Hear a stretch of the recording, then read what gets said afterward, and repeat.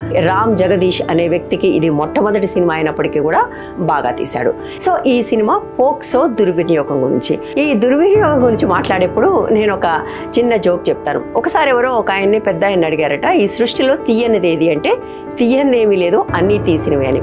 So భారతదేశంలో కూడా ప్రతి చట్టం దుర్వినియోగం అయింది. ప్రతి చట్టం కూడా ఎవరి కోసం ఎందుకోసం దుర్వినియోగం అవుతుందో మనకు తెలుసు. అసలు ఈ దుర్వినియోగం ఎక్కడ ప్రారంభం అవుతుందో కూడా మనందరికీ తెలుసు. ఈ సినిమాలో కూడా అలాగే పోక్సో దుర్వినియోగం గురించి మాట్లాడే ప్రయత్నం చేశారు.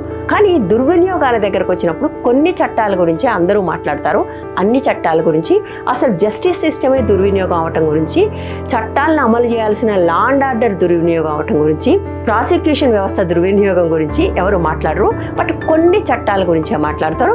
అందులో పోక్సో ఒకటి, ఎస్సీ ఎస్టీ అట్రాసిటీస్ యాక్ట్ ఒకటి, 498A ఒకటి, DV ఒకటి, ఇలాంటి చట్టాల దుర్వినియోగం గురించి చాలా ఎక్కువ చర్చ జరుగుతుంది. ఈ చట్టాలన్నీ కూడా పాజిటివ్ డిస్క్రిమినేటివ్ చట్టాలు అంటారు. అంటే డిస్క్రిమినేషన్ ఉండకూడదు, కానీ సమాజంలో ఉన్న అంతరాల వల్ల కొందరికి అన్యాయం జరుగుతూ ఉంటే వాళ్ళ వైపు డిస్క్రిమినేషన్ చూపిస్తూ చేసే చట్టాలు పాజిటివ్ డిస్క్రిమినేటివ్ లాస్ అంటారు. భారతదేశంలో ఇప్పటిదాకా నేను చెప్పిన చట్టాలన్నీ దాని కిందకి వస్తాయి. పోక్సో కూడా అటువంటి ఒక చట్టమే.